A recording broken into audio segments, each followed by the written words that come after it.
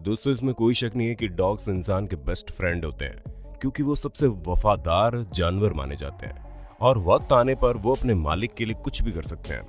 लेकिन दोस्तों ऐसा भी कहना बिल्कुल सही नहीं है, सिर्फ डॉग्स ही इंसानों के लिए वफादार हो सकते हैं। क्योंकि दोस्तों जैसा कि हमने कई बार देखा और सुना है, कई बार जानवरों ने इंसानों के लिए कुछ ऐसी चौंका देने वाली चीजें की है जो किसी के भी दिल को छू सकती है। इसलिए दोस्तों मैं यानी आपका होस्ट दोस्त सैम आपके फेवरेट चैनल में आपको कुछ ऐसी दिल छू जाने वाली कहानियां सुनाऊंगा। अगर आपको वीडियो जरा सा भी पसंद आए तो लाइक करने में कंजूसी मत करना। Jessica the hippo. दोस्तों अडॉप्टेड पेरेंट्स कभी कभी अपने खुद के माता पिता से भी ज्यादा अच्छे होते हैं, क्योंकि वो आपको अपने खुद के बच्चों से भी ज्यादा प्यार करते हैं। और ये हिप्पो जिसका नाम जेसिका है, ये इस बात का सबसे अच्छा उदाहरण है। साउथ अफ्रीका में सन 2000 में आई बाढ़ की वजह से कई सारे लोगों के घर उजड़ गए थे, लेकिन सिर्फ इंसानों का ही नहीं बल्कि जानवरों का भी काफी नुकसान हुआ। ऐसा ही कुछ हाल इस हिप्पो का भी हुआ, जहाँ इसकी माँ उस बाढ़ में फंसकर मर गई और उस समय ये बहुत ही ज्यादा छोटी थी। जिसके बाद यहाँ के रहने वाले कपल ने इस हिप्पो को काफी बुरी हालत में देखा और फिर उन्होंने इसे अडॉप्ट कर लिया। इसके बाद वो इसे अपने घर ले आए और इसे पूरी तरह से स्वस्थ करने के लिए उन लोगों ने अंडा और गाय का दूध मिलाकर इसे पिलाना शुरू कर दिया। उनका ये फॉर्मूला काम करने लगा, जिसकी वजह से हिप्पो धीरे धीरे सही होने लगी। उन लोगों ने ही इसका नाम जेसिका रखा, जहाँ वो इस कपल के बच्चों की भाई बहन की तरह है। और ये कपल और इनके बच्चे जेसिका को बहुत प्यार करते हैं और अपने घर के सदस्यों की तरह खुश रखने की कोशिश करते हैं। लेकिन दोस्तों अभी कुछ दिन पहले ही जेसिका को बाकी हिप्पोज के साथ रहने के लिए भेज दिया गया, क्योंकि वो धीरे धीरे बड़ी हो रही थी और किसी इतने बड़े हिप्पो को अपने पास पालतू बनाकर रखना नियमों के खिलाफ है। लेकिन ये लोग अभी भी जेसिका को बहुत मिस करते हैं। Big bird the pelican. दोस्तों एक पेलिकन जिसका नाम बिग बर्ड था, जब वो छोटी थी तो जहां पर वो पैदा हुई थी वहां पर आंधी आने की वजह से इसकी जान बहुत ही खतरे में आ गई और इसकी हालत बहुत खराब हो गई। वो तो गैरी और उनके दोस्तों ने उसे वहां से निकाल लिया, वरना ही मर जाती। दोस्तों मुसीबत से निकालने के बाद गैरी इसे अपने पास ले आए और कुछ ही समय में गैरी और ये पक्षी आपस में बहुत अच्छे दोस्त बन गए। दोस्तों गैरी को इस पक्षी से इतना ज्यादा लगाव हो गया कि वो इसे उड़ना तक सिखाने लगे, क्योंकि जब ये बिग बर्ड को लेकर आए थे तब वो बहुत छोटी थी और अपने आप से उड़ नहीं पाती थी। इसी वजह से गैरी उसे उड़ना और तैरना सिखाते थे, जिसमें उड़ना सिखाने के लिए वो अपना हाथ पंखों की तरह लहराकर उसे बताते थे कि किस तरह उड़ सकती है। गैरी ने उसकी बहुत अच्छी देखभाल की और अच्छे से उसका पालन पोषण किया, जिसकी वजह से वो कुछ ही समय में उड़ना भी सीख गई और उसका वजन भी थोड़े ही दिनों में 12 किलो हो गया। लेकिन दोस्तों बदकिस्मती से एक एक्सीडेंट में वो मारी गई, जिसके बाद वो गैरी से हमेशा हमेशा के लिए दूर चली गई। Kiara the lioness. दोस्तों शेर भले ही जंगल का राजा क्यों ना हो, लेकिन एक चीज तो आप भी मानेंगे, खतरनाक से खतरनाक जानवरों को भी अगर प्यार दिया जाए तो वो बदल जाते हैं, फिर चाहे जंगल का राजा शेर ही क्यों ना हो।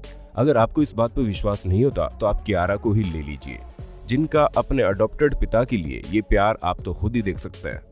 Vente, mami. Vente, vente, vente. Ven, Kiara. Kiara. Ven. Kiara. Kiara.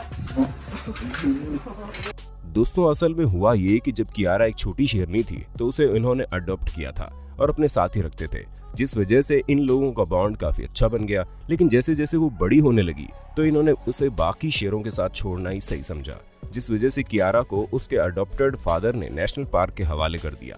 लेकिन जब वो 7 साल बाद कियारा से मिलने गए तो वो ये देखकर हैरान हो गए कि कियारा ने उन्हें तुरंत पहचान लिया और उनके ऊपर कूदने लगी। जैसा कि आप खुद ही देख सकते हैं कैसे कियारा अपने 7 साल पुराने अडॉप्टेड पिता को देखकर इतनी ज्यादा खुश हो गई, मानो उसे अपने सच के पिता मिल गए हों। दोस्तों इतना खुश तो कोई इंसान भी अपने पिता को 7 साल बाद देखने पर नहीं होता।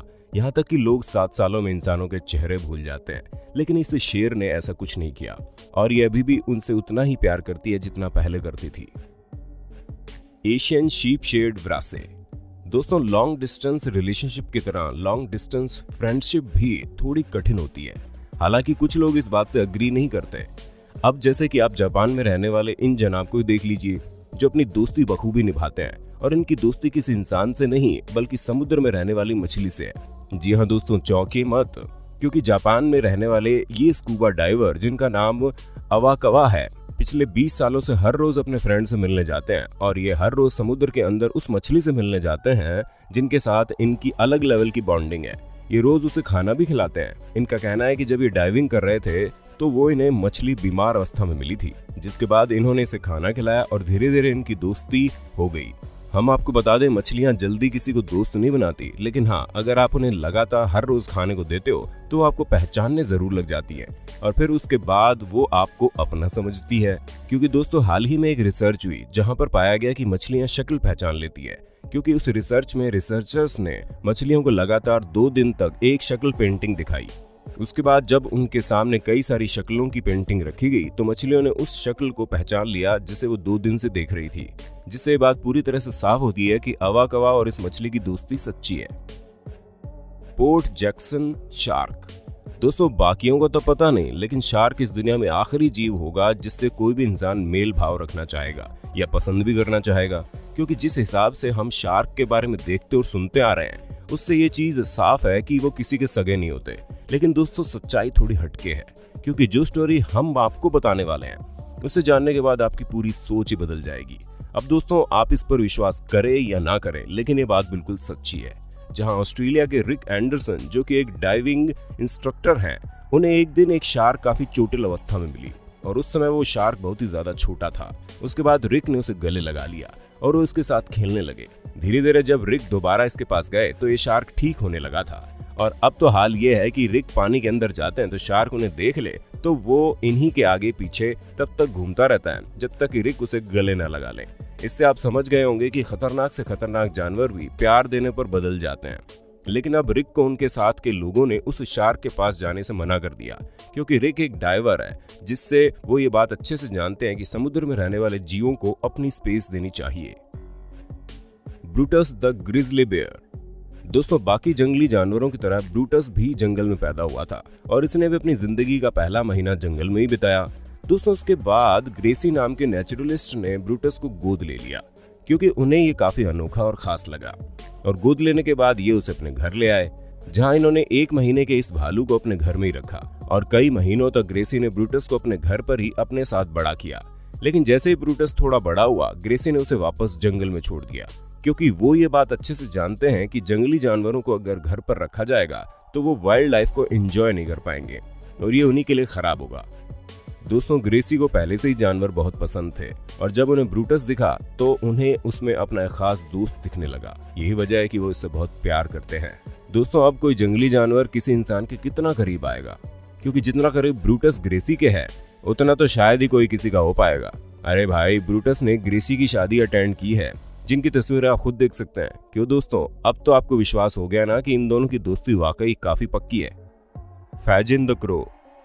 अगर बात कौवे की जाए तो वैसे तो उन्हें अजीब सा जानवर माना जाता है, लेकिन ये मामला थोड़ा अलग है। दोस्तों, इस कौवे का नाम फैजिन है। ये बाकी कौवों से बिल्कुल अलग है, क्योंकि जहां कौवों को अच्छा पालतू जानवर नहीं माना जाता, वहीं फैजिन इस धारणा को बिल्कुल झुठला देता है। दोस्तों, एक दिन विकी नाम की ये लड़की को फैजिन अपने घोंसले से गिरा हुआ मिला और उस समय बहुत छोटा था। विकी ने बिना सोचे कि ये उसको नुकसान भी पहुंचा सकता है, फिर भी ये उसे अपने साथ अपने घर ले आई और उसकी देखभाल करने लगी, जिसके बाद उसने उनका नाम प्यार से फैजिन रखा।